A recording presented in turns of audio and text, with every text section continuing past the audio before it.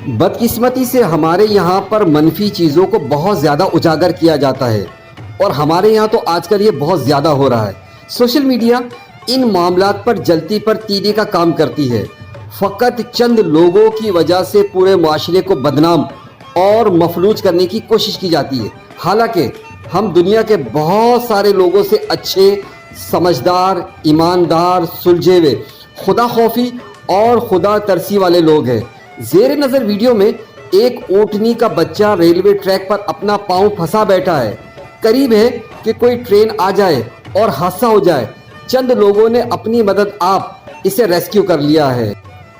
दर्द दिल के वास्ते पैदा किया इंसान को, वरना ताकत के लिए कुछ कम न थे। कर्रो बयां। वॉइस ऑफ हैदराबाद से मोहम्मद इमरान।